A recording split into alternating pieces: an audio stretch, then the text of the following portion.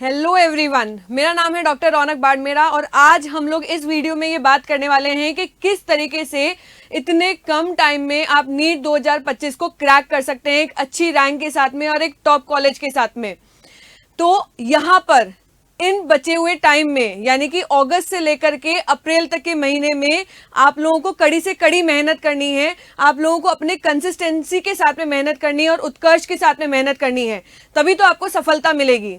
Now it is a high time कि अभी तक अगर आपने प्रिपरेशन स्टार्ट नहीं की है, अभी तक आपने तैयारी करना चालू नहीं की है, तो अभी आज से ही इसी पल से ही ये वीडियो देखते देखते ही आप अपनी तैयारी को चालू कर दीजिए और ये बात दिमाग में रखते हुए प्रिपरेशन को स्टार्ट करना कि जिस दिन आपने 11th में बायो ली थी तो उस दिन आपका सपना क्या था। उस दिन आपका सपना था डॉक्टर बनने का, आपके पेरेंट्स का सपना था आपके डॉक्टर बनने का। तो यहाँ पर आज से ही आप लोगों को एक अच्छी सी प्रिपरेशन स्टार्ट करनी है। किस तरीके से करनी है ये आज मैं आप लोगों के साथ में डिस्कस करने वाली हूँ, क्योंकि कई बच्चे जो हैं वो मेरे पास में आते हैं और मुझे पूछते हैं कि मैडम इतने कम टाइम में क्या आज भी ये पॉसिबल है कि हम लोग अपने नीट की तैयारी को स्टार्ट करें। बिल्कुल बेटा, आज भी ये पॉसिबल है कि आप अच्छे से नीट को क्रैक कर सकते हैं, एक टॉप रैंक हासिल कर सकते हैं। वो कैसे करना है, वो किस तरीके से करना है, आज हम लोग इस वीडियो में बात करने वाले हैं। इस वीडियो तक अंत तक देखना, क्योंकि इसी वीडियो के अंदर छुपा है आप लोगों का रूटीन क्या होगा, आप लोगों का टाइम टेबल क्या होगा, आप लोगों का गोल क्या होने वाला है और आप लोगों को किस तरीके से तैयारी करनी है। तो चलिए स्टार्ट करते हैं। अगर सबसे पहले मैं बात करूं कि किस तरीके से आप लोगों को तैयारी करनी है, तो उसके अंदर सबसे पहली चीज आती है कि हमारे पास में समय कितना बचा है। क्योंकि आप लोगों को पता होना चाहिए कि जो टाइम की वैल्यू करता है वही सक्सेस हासिल करता है। अगर आपने टाइम की वैल्यू नहीं की तो सक्सेस आपको नहीं मिलेगा। वो कहते हैं ना, time gives you the selection. So अगर हम लोग बचे हुए टाइम की बात करते हैं बेटा, तो हमारे पास में बचा है अगस्त, जो कि आधा तो निकल ही चुका है, बट फिर भी मैं उसको कंसिडर कर लेती हूँ। अगस्त से लेकर के अप्रैल तक का टाइम, अभी तक तो हम लोग यही मान करके चल रहे हैं कि हमारे पास में लगभग 7 से 8 महीने का समय जो है वो बच गया है। लगभग 7 से 8 महीने हमारे पास में है। तो क्या ये 7 से 8 महीने जो है वो पॉसिबल होगा इतने से कम टाइम में सिलेबस को कवर करना? बिल्कुल होगा, बताती हूँ, अभी वीडियो को देखते रहिए। So time left August to April तक। बट अगर मैं बात करूं कि जैसा अभी कुछ टाइम पहले सुनने में आया था कि ये जो पेपर होने वाला है वो जेई पैटर्न से भी हो सकता है। जैसे जेई में पहले हो जाता है मेंस और फिर होता है एडवांस, तो ये भी पॉसिबिलिटी है। तो अगर उस तरीके से पेपर होता है, उस पेपर से जेई एडवांस और मेंस के टाइप का पेपर होता है, तो हम लोग 1 से 2 महीने कम ही कंसिडर करके चलेंगे। बट अभी क्योंकि हमारे पास में कोई भी नोटिफिकेशन नहीं है, तो हम लोग यही सोच रहे हैं कि हमारा जो पेपर होगा वो ऑफलाइन मोड का ही होगा। बट अभी भी ये क्वेश्चन मार्क ही लगा सकती हूँ मैं, क्योंकि ये कंफर्मेशन नहीं है। ये तभी डिसाइड होगा कि एनटीए कंडक्ट करवा रही है और कोई एजेंसी जो है वो कंडक्ट करवाने वाली है। तो तब तक के लिए हम लोग यही मान करके चल रहे हैं कि हमारे पास में सिर्फ और सिर्फ 7 से 8 महीने का टाइम जो है वही बचा है। अगर ऑनलाइन पेपर होता भी है तो मैं उसके बारे में भी आप लोगों को बता दूं कि ऑनलाइन पेपर के अंदर जो पहले होगा आप लोगों का पेपर वो होगा मेंस, और हो सकता है कि ये जो मेंस पेपर होगा वो ऑनलाइन होगा और उसमें जो बच्चे सेलेक्ट होंगे फिर वो अपीयर करेंगे एडवांस के लिए, और एडवांस वाला जो पेपर होगा वो ऑफलाइन होने के ही चांसेस हैं। बट इसमें प्रॉब्लम ये आ रही है कि आप लोगों को सबको पता है कि लगभग 25 लाख के आसपास बच्चे जो हैं वो हर साल नीट के पेपर में अपीयर होते हैं। तो इतने वास्ट बच्चों के लिए ऑनलाइन एग्जाम का मैनेजमेंट करना ये थोड़ा सा टफ पड़ता है। इसलिए अभी भी इसके ऊपर विचार चल रहा है, इसके ऊपर थिंकिंग चल रही है। तो हम लोग कन्फर्मली ये नहीं कह सकते हैं कि एग्जाम जो है वो ऑनलाइन मोड में होगा या ऑफलाइन मोड में होगा। बट अभी हम लोग यही लेकर के आगे बात करेंगे। सेकेंड, अगर मैं बात करती हूँ कि हमारे पास में सिलेबस कितना है। देखो बेटा, लास्ट ईयर अगर हम लोग सिलेबस की बात करें तो 25% सिलेबस जो था वो रिड्यूस हो गया था। अभी हमारे पास में सिलेबस जो है वो ऑनलाइन अवेलेबल है और जो बचा हुआ 75% सिलेबस है बस अभी उसी को ही कवर करते हुए चलना है, क्योंकि अभी हमारे पास में नया नोटिफिकेशन नहीं आया है। अगर जैसे ही नोटिफिकेशन आता है तो हम लोग उसके अंदर अपग्रेड कर सकते हैं। ऐसा नहीं है कि पूरा के पूरा सिलेबस जो है वो चेंज हो जाएगा। तो लास्ट टाइम 100 में से अगर मैं बात करूं 25% सिलेबस डिडक्ट हो गया था, तो 75% सिलेबस हमारे पास में बचा। अब आप लोग ये सोच रहे होंगे कि क्या 75% सिलेबस पढ़ना ईजी है?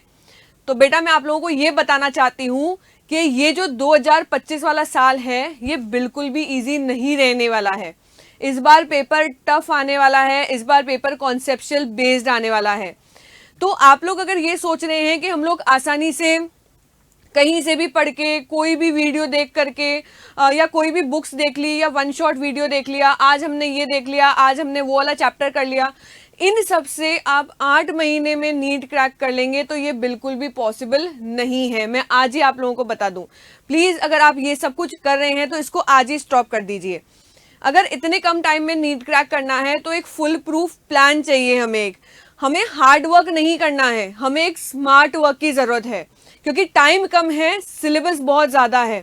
75% सिलेबस तो बचा हुआ है, बट इस 75% सिलेबस के अंदर आप लोगों को पता है कि 75 चैप्टर्स हैं जो हमें इस टाइम के अंदर कंप्लीट करने ही करने हैं। तो इन चैप्टर्स को किस तरीके से कंप्लीट किया जाए या किन बुक्स को फॉलो किया जाए, तो मैं आप लोगों को एक बात बताना चाहती हूँ कि हमारे पास में जो खजाना है नीट के लिए वो किसके अंदर है? एनसीईआरटी के अंदर ही है। तो सबसे पहले तो आपको एनसीईआरटी को अच्छे से फॉलो करना है, उसको लाइन टू लाइन कवर करना है। साथ ही साथ आपके जो क्लास नोट्स हैं उनको भी अच्छे से कवर करते हुए आगे चलना है। तो बुक्स के अगर मैं सजेशन देना चाहती हूँ तो एनसीईआरटी प्लस क्लास नोट्स जो आपके पास में अवेलेबल हैं उन्हें आप अच्छे ढंग से करिए। आगे अगर हम लोग बढ़ते हैं, आगे अगर मैं और बात करती हूँ कि अगर मैं सिलेबस की बात करूं, अभी जैसा मैंने आप लोगों को बताया कि हमारे पास में 75 चैप्टर्स हैं और हमारे पास में टाइम बचा है 8 मंथ का। तो इन 8 मंथ में हम लोग किस तरीके से 75 चैप्टर्स कंप्लीट करें कि हमारा नीट जो है वो इजीली क्रैक हो जाए। तो यहां पर मैं आप लोगों को कुछ सजेशन देना चाहती हूं कि हमारे पास में जो 8 महीने का टाइम बचा है, अगर मैं कंसिडर करती हूं अगस्त से लेकर के अप्रैल तक, हमें पता है कि एग्जाम जो है वो बेटा मई में होता है और मोस्ट एक्सपेक्टेडली मई के फर्स्ट संडे को जो ये है वो एग्जाम हो जाता है। अगर ऑफलाइन में एग्जाम होगा तो यही टेंटेटिव डेट रहेगी, नहीं तो जो भी चेंजेस आएंगे वो हमें अक्टूबर तक तो पता चल ही जाएंगे। तो अगस्त से लेकर के मई तक हमारे पास में टाइम बचा है। अगर मैं मई को तो कंसिडर करूं ही नहीं, क्योंकि इसमें 2-3 दिन में तो आप लोग क्या ही पढ़ लेंगे और पढ़ना भी नहीं चाहिए। अगस्त से लेकर के अप्रैल तक का हमारे पास में टाइम बचा है। इस टाइम को मैं 2 स्लॉट में तोड़ देती हूँ, 7+1 मंथ। ओके, सो 7th मंथ में तो यानी कि 7 महीने में आपको अच्छे से पढ़ाई करनी है। और उस पढ़ाई में क्या करना है? उस पढ़ाई में सबसे पहले तो आप लोगों को एक प्रॉपर टाइम टेबल बनाना है। टाइम टेबल का मतलब ये नहीं होता है बेटा कि आप लोग जो शुरू से करते हुए आ रहे हो कि एक पेपर लिया, उसके ऊपर टेबल बना दी, सुबह 5 बजे उठेंगे, फिर हम लोग नाश्ता करेंगे, फिर हम लोग आधा घंटा पढ़ाई करेंगे, फिर हम लोग ब्रेक ले लेंगे, आराम से टेस्ट मतलब देखेंगे, कुछ वीडियो देख लिया, कुछ इंस्टाग्राम देख लिया। नहीं, ये सब कुछ नहीं, इस तरीके से टाइम टेबल नहीं बनता है। और अगर बना भी लिया ना बेटा, तो यकीन मानो मैंने देखा है, ये ऑब्जर्व किया है कि वो टाइम टेबल जो है ना वो सिर्फ 2 या 3 दिन तक ही काम करता है। उसके बाद में आपकी कंसिस्टेंसी ब्रेक हुई, वापस से इंस्टाग्राम वीडियोस यूट्यूब पे आप स्क्रॉल करने लग गए और कुछ भी मतलब नहीं है। तो इस तरीके से टाइम टेबल नहीं बनता है। सबसे पहले तो आप लोगों को क्या करना है, अगर आप लोगों को 75 के 75 चैप्टर्स कंप्लीट करने हैं तो एक प्रॉपर कोर्स में एनरोल होना पड़ेगा। वो आप लोगों की इच्छा है कि वो ऑनलाइन है या ऑफलाइन है। तो ऑनलाइन या ऑफलाइन जो भी आप लोगों को बेटर लगे, मैं तो आप लोगों को यही सजेस्ट करूंगी कि इतने कम टाइम में ऑनलाइन कोर्स में ही आप लोग एडमिशन लें। तो जैसे ही आपने कोर्स में एडमिशन लिया और आप अपना सिलेबस जो है वो कवर करना स्टार्ट कर रहे हैं, तो एक तो टाइम जो है वो चला जाएगा आपका क्लास अटेंड करने में, यानी कि क्लास के अंदर जो लेक्चर्स आप लोग लेते हैं उसके अंदर चला जाएगा कुछ टाइम तो। और जो बचा कुचा आपके दिन का टाइम है वो आपका होगा गोल टाइम टेबल के अंदर। अब ये गोल टाइम टेबल क्या अला बला है, तो इसके बारे में मैं आप लोगों को बताती हूँ। मैं बच्चों को हमेशा यही सजेस्ट करती हूँ कि आप लोग वो चार्ट वाला टाइम टेबल ना बनाएं, आप लोग गोल टाइम टेबल बनाएं। इसका मतलब होता है कि जिस दिन आप लोग सोने वाले हैं रात को, जैसे मान लीजिए मैं आज रात को सोने वाली हूँ और सोने से पहले ही मैंने अपना दिमाग में एक टाइम टेबल बना करके रखा है, मैंने अपने माइंड में एक टारगेट सेट करके रखा है कि मुझे अगले दिन उठना है और मुझे अपने सिलेबस के 4 चैप्टर्स जो हैं वो कंप्लीट करने हैं। चाहे आप फिजिक्स के कर रहे हैं, चाहे आप बॉटनी के कर रहे हैं, चाहे आप जियोलॉजी के कर रहे हैं, चाहे आप केमिस्ट्री के कर रहे हैं। उन चैप्टर्स को कंप्लीट करने के बाद में मुझे उनके PYQ सॉल्व करने हैं, मुझे उनके NCERT बेस्ड क्वेश्चन सॉल्व करने हैं। तो ये प्रॉपर टारगेट जो है वो आप अपने माइंड में सेट करके बैठेंगे और उस टारगेट को आप नेक्स्ट डे फॉलो करेंगे, अच्छे से कंप्लीट करेंगे आपके उस टारगेट को। तो इसका फायदा ये होगा कि आपका प्रॉपर तरीके से सिलेबस तो हो ही रहा है, साथ ही साथ एक बीमारी है बहुत बड़ी, उसे कहा जाता है बैकलॉग की बीमारी। तो इस टारगेट के साथ में जब आप पढ़ेंगे तो इस बैकलॉग नाम की बीमारी से आप बच पाएंगे। तो आप अपना टारगेट जो है वो पर डे का सेट करें, तभी तो आप नीट क्रैक कर पाएंगे। मैंने बोला ना, स्मार्ट स्टडी चाहिए, हार्ड वर्क नहीं चाहिए। अब अपना जो ये गोल टाइम टेबल या अपना टारगेट जो है वो आप अपने क्लॉक मतलब बायोलॉजिकल क्लॉक के अकॉर्डिंग आप एडजस्ट कर सकते हैं कि आप रात को पढ़ाई करके कर रहे हैं या दिन में पढ़ाई करके कर रहे हैं। मेरा यकीन मानिए, जिस दिन आप ये अपना टारगेट कंप्लीट करके सोएंगे, उस दिन जो सुकून वाली नींद आपको आएगी ना, फिर मुझे बताना आप लोग कि आपको सच में आपको आज अच्छा फील हो रहा है या नहीं हो रहा है। तो चलिए, यहाँ पर क्लास अटेंड करने के बाद में आपको अपना गोल टाइम टेबल जो है, मींस आपका डेली टारगेट जो है वो कंप्लीट करना ही करना है। जब आप इतना कर लेंगे तो आपका एक प्रॉपर रूटीन जो है वो सेटअप हो जाएगा कि मुझे कितने बजे उठना है या मुझे कितने घंटे की स्टडी करनी है। अक्सर बच्चे जो हैं वो टीचर्स के पीछे पीछे घूम के पूछते रहते हैं कि मैडम मैं कितने घंटे पढ़ाई करूं, 7 घंटे पढ़ाई करूं, 8 घंटे पढ़ाई करूं या 10 घंटे पढ़ाई करूं कि मेरा नीट जो है वो क्रैक हो जाए या मैं मेरा सिलेबस जो है वो कवर कर लूं। नहीं बेटा, तब तक पढ़ाई करनी है जब तक टारगेट अचीव नहीं हो जाए, जब तक अपनी आंखें जो हैं वो थक नहीं जाए। क्योंकि याद रखना कि आपने ये जो बायो लिया था या आपका जो ये डॉक्टर बनने का सपना है वो आपको पूरा करना है ना। एक जो है वो हमेशा अपने दिमाग में रखना, रूटीन जब भी आप ना फॉलो करो तो ये वाई वाला जो फैक्टर है वो हमेशा अपने माइंड में रखना है कि मैं क्यों नीट की तैयारी कर रहा हूं, मैं क्यों पढ़ाई कर रहा हूं, मुझे क्यों डॉक्टर बनना है। जब आप अपना ये वाई फैक्टर हमेशा दिमाग में लेकर के चलेंगे ना, तब आपको खुद जवाब मिलेगा, अपने से जवाब मिलेगा। क्योंकि खुद से बेहतर किसी को भी नहीं पता होता है कि मैं क्यों कर रहा हूं नीट की तैयारी या मुझे क्यों डॉक्टर बनना है, मैं क्यों पढ़ाई करूं। क्योंकि मुझे पता है कि पढ़ाई जो है बेटा वो एक ऐसी चीज है जो पढ़ते पढ़ते मतलब बोरियत सी महसूस होने लगती है। तो जिस वक्त भी आपको बोरियत लगे उस समय आप लोगों को बस वाई जो है वो याद कर लेना है कि बस वाई फैक्टर जो है वो क्यों जरूरी है। तो यहाँ पर जब आप गोल टाइम टेबल बनाएंगे तो आपका रूटीन जो है वो फॉलो हो जाएगा अपने आप ही, आप अपने आप अपना रूटीन जो है वो सेटअप करेंगे। अगर मैं यहाँ पर बात करूं कंसिस्टेंसी की, बस यही तो आप लोगों की एक दिक्कत है कि आप लोग कंसिस्टेंट नहीं रह पाते हैं। आज जब आप लोग ये मेरा वीडियो देख रहे हैं तो आप लोग ये सोच रहे होंगे कि नहीं, आज से ही बस मैडम ने इतना सब कुछ बता दिया, बस आज से ही मैं नीट की तैयारी करने लग जाऊंगा, इस पल से मुझे नीट की तैयारी करनी है। बट ये जो चीज़ है वो 1-2 दिन तो आप अपने दिमाग में रखेंगे और फिर भूल जाएंगे या आपका माइंड जो है वो डाइवर्ट हो जाएगा। तो बेटा ऐसा नहीं करना है, बिल्कुल भी नहीं करना है। आप लोगों को ये कंसिस्टेंसी रखनी ही पड़ेगी, आप लोगों को पढ़ना ही पड़ेगा। चाहे नींद आ रही है, चाहे आपके फ्रेंड्स बुला रहे हैं, चाहे आपको इंस्टाग्राम, बिल्कुल भी नहीं, मतलब ये सब कुछ अवॉइड करके आपको इस प्रॉपर कंसिस्टेंसी के साथ में, आपको एक प्रॉपर गोल टाइम टेबल के साथ में आपको अपनी तैयारी जो है वो करनी है, तभी जीत आपकी होगी।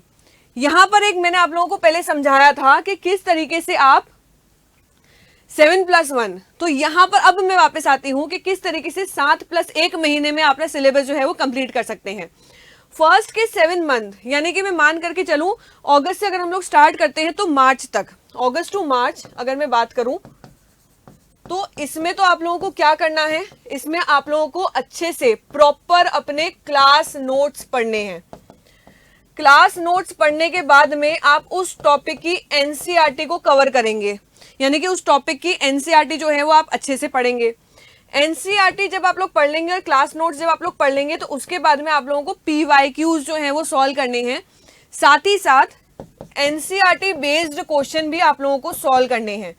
एनसीईआरटी बेस्ड क्वेश्चन जो है वो आप लोग सॉल्व करेंगे। तो इस तरीके से 7 महीने में जब आप ये गोल टाइम टेबल के साथ में चलेंगे तो आपका सिलेबस जो है वो कवर होगा। उसके बाद में क्या, वापस से रिवीजन करना है, क्योंकि बेटा एक बार पढ़ना ही जरूरी नहीं है, उन चीजों को बार बार रिवाइज करना, उन चीजों को कंप्लीट करना, बहुत सारे क्वेश्चंस को सॉल्व करना, बहुत सारे क्वेश्चंस की प्रैक्टिस करना, ये बहुत ज़्यादा ज़रूरी है ना। मैंने कहा ना, स्मार्ट वर्क चाहिए, हार्ड वर्क नहीं। तो कम टाइम में आप लोगों को ये अपना सिलेबस मींस 75 के 75 चैप्टर्स जो हैं वो कंप्लीट करने हैं। अगर हम लोग एवरेज भी कंसिडर करके चलें कि एक महीने में हमारे कितना या कितने चैप्टर्स हमें कंप्लीट करने हैं, तो यहाँ पर बता दूं बेटा कि एक महीने में अगर हम लोग टाइम को देखते हुए चलते हैं तो एक महीने में हमें 10 से भी ज्यादा चैप्टर्स जो हैं वो कंप्लीट करने हैं। चैप्टर्स कंप्लीट ही नहीं करने हैं, उसकी एनसीईआरटी भी पढ़नी है, उसके क्वेश्चंस भी प्रैक्टिस करने हैं। तो ऑन एन एवरेज जो है वो बहुत ज्यादा कम टाइम बच गया है हमारे पास में। तो आज से ही अपनी पढ़ाई स्टार्ट कर दीजिए, इसी पल से स्टार्ट कर दीजिए और वेट मत कीजिए कि आगे क्या होगा, या आप लोग ये महीना निकलने के बाद में फिर आप लोग स्क्रॉल करेंगे कि how to study in 7 month, how to study in 6 month, 5 month, 4 month, 3 month, और ये जो चक्रव्यूह है वो चलता ही रहेगा। तो इस माइंड सेट के साथ में आप नीट क्लियर नहीं कर सकते हैं, आप कुछ भी नहीं कर सकते हैं। इसी क्षण से आप लोगों को ये ठान लेना है कि मुझे तो बस इस टाइम में यानी कि 7 मंथ में मुझे अपना ये जो सिलेबस है 75 चैप्टर्स वो इस तरीके से कंप्लीट करना ही है। मुझे on an average 10 chapters per month with NCERT, PYQs and revision मुझे कंप्लीट करना है। अब ये एक महीना जो है बचा हुआ, इसके अंदर आप लोग क्या करेंगे, इसके अंदर बहुत ही इंपॉर्टेंट काम आप लोग करने वाले हैं। इंपॉर्टेंट वर्क आप लोगों के ये होने वाला है कि इस बचे हुए टाइम में आप लोगों को ज्यादा से ज्यादा मॉक टेस्ट की प्रैक्टिस करनी है, या जो पुराने पेपर्स हैं उनको सॉल्व करने हैं। इसके क्या फायदे हैं, तो इसके क्लियर कट 2 फायदे हैं। एक तो आप लोगों की क्वेश्चंस की प्रैक्टिस हो रही है और आप लोगों को पता चल रहा है कि आपका लेवल क्या है। साथ ही साथ एक बहुत ही इंपॉर्टेंट फैक्टर होता है नीट और जेईई जैसे कंपटीशन एग्जाम में, टाइम मैनेजमेंट। क्योंकि कई बार बच्चे ऐसे होते हैं कि मैडम मुझे आ तो रहा था बट मेरा पेपर जो है वो छूट गया। ये नहीं करना है, आप लोगों को प्रॉपर अपना टाइम मैनेजमेंट जो है वो बनाना है।